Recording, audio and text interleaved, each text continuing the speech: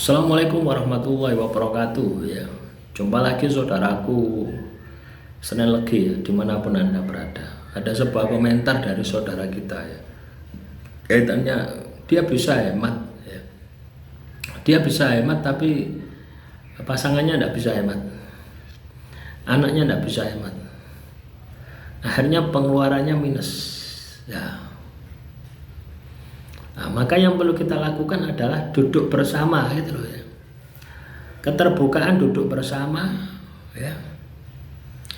Karena kalau itu tidak Anda lakukan ya, maka seolah-olah apa yang Anda lakukan ya, penghematan yang Anda lakukan itu tidak akan ada hasilnya gitu loh ya.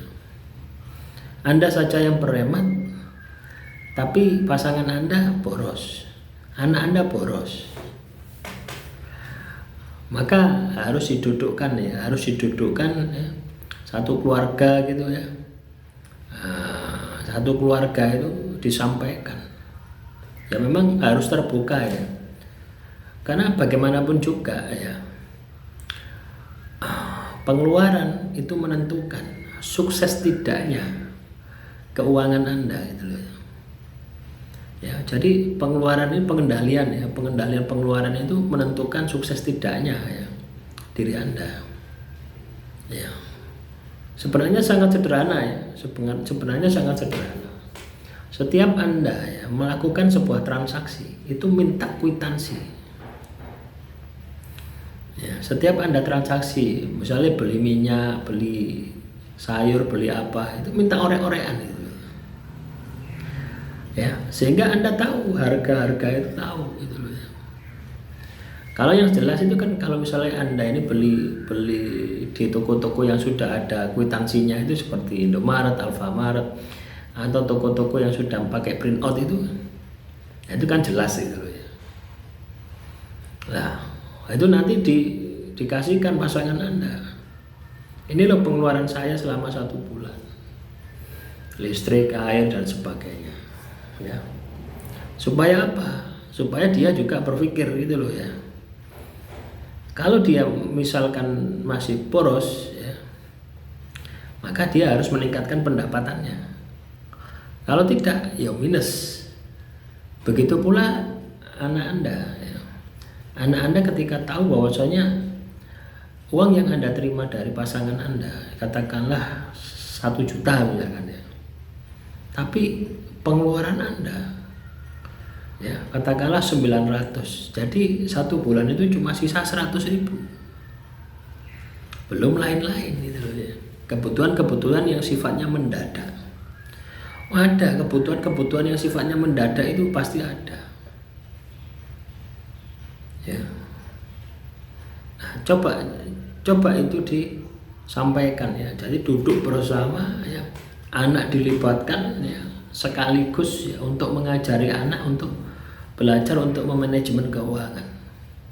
Jadi caranya seperti itu ya. Atau Anda press ya, anak Anda press ya. Misalnya uang sakunya dalam misalnya sekolah SMP misalnya. Sekolah SMP 1 bulan Anda kasih 300.000 misalkan ya. Wes pokoknya cukup enggak cukup itu gitu. Nah, untuk jajan. Ya. Jadi dikasih ya langsung 1 bulan supaya dia berpikir bagaimana mengelola gitu loh ya. Mengelola. Kadang kalau kita itu kasih setiap hari ya.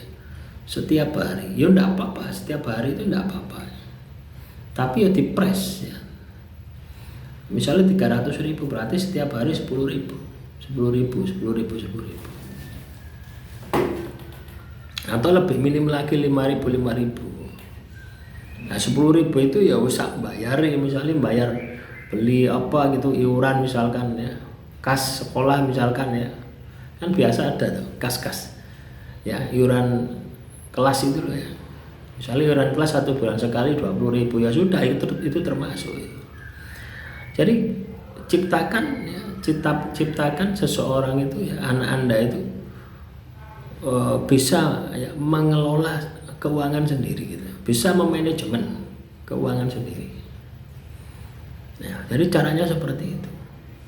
Jadi berdasarkan transaksi yang nyata setiap hari Anda beli minyak, beli LPG, ya beli gas itu ya, Anda beli minyak, beli gas, ya, beli lauk pauk itu dicatat.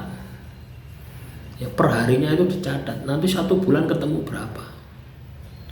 Ya, berikan kepada pasangan Anda selaku pencari uang, misalnya pada suami Anda. Nah ini pengeluaran segini. Ya, itu ketika kamu punya catatan, ya,